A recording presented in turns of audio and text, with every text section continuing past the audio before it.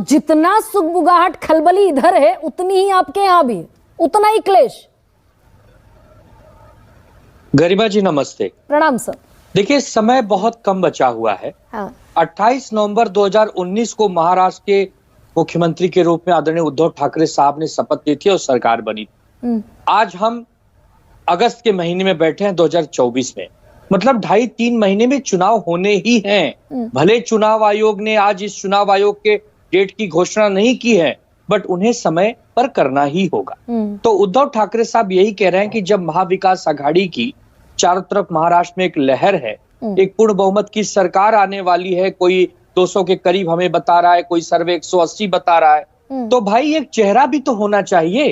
एक चेहरे पर अगर उद्धव बाला साहब ठाकरे जी के चेहरे को लोगों ने कोरोना के काल के संकट के समय पसंद किया, महाराष्ट्र के 13 करोड़ जनता के परिवार प्रमुख का एक उनको सम्मान दिया, तो ठीक है। आप उनको चेहरा नहीं बनाना चाहते तो आप कोई चेहरा तो बताइए। उद्धव ठाकरे साहब उसको समर्थन चेहरा नहीं बनाया जाएगा आनंद दुबे। उद्धव ठाकरे साहब ने खुद कहा, उद्धव ठाकरे साहब ने खुद कहा कि आप लोग एक चेहरा बताइए, हम समर्थन करते हैं। चेहरा तो देना होगा।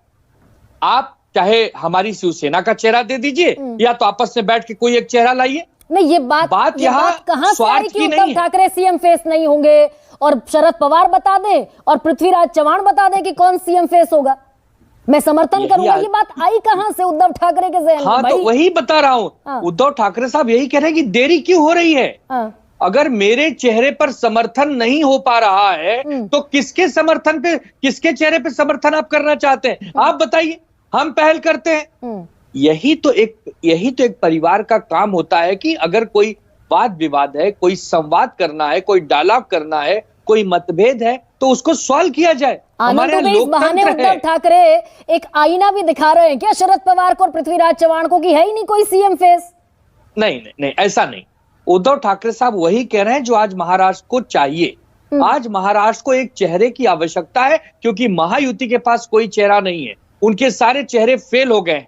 उनके देवेंद्र फडणवीस जी फेल हो गए हैं, जो एकनाथ शिंदे जी कथित शिवसेना के सीएम है, वो तो पूरी तरह से उनके जो जिस प्रकार से लोकप्रियता में गिरावट आई सबने देखा है। और अजीत दादा पवार तो बेचारे खुद का ही चुनाव नहीं लड़ पा रहे हैं। वो तो मुझे नहीं लगता कि बारामती से खुद लड़ेंगे या विधान परिषद से जाएंगे। तो वहां चेहरे नहीं है, चेहरे तो यहाँ हैं। कहाँ है बताइए, कौन कौन चेहरा है आनंद दुबे? सबसे बड़ा चेहरा आदरणीय उद्धव बाला साहब ठाकरे जी स्वयं। आगे अब उसके कांग्रेस के प्रवक्ता बताएंगे, राष्ट्रवादी के प्रवक्ता बताएंगे, हम अपनी पार्टी के प्रवक्ता है। हमारे नेता सर्वोच्च लोकप्रिय आज महाराष्ट्र में, पूरे महाराष्ट्र में जिस प्रकार उद्धव बाला साहब ठाकरे जी की छवि है, एक शालीन, एक विनम्र नेता की है, पूरे महाराष्ट्र को सुजलम सुफलाम बनाने वाले नेता की है। और हम तो कहते हैं कि राज्य तो छोड़िए, वो देश के नेता है। नहीं, सुप्रीमेसी साहब ठाकरे जी दिल्ली जाते हैं, बिल्कुल यहाँ पर आनंद दुबे आप ठीक पॉइंट पर आ गए। सुप्रीमेसी भी जाहिर करते हुए दिखे क्या आज उद्धव ठाकरे कि भाई मैं इस फॉर्मूले को मानता ही नहीं कि सबसे बड़ी पार्टी के नेता को उठाकर मुख्यमंत्री बना दो।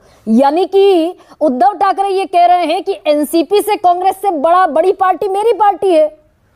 ये सीधे सीधे कंपटीशन वाली बात हो गई। देखिए, उद्धव बाला साहब ठाकरे जी निजी स्वार्थ के लिए राजनीति में नहीं आए।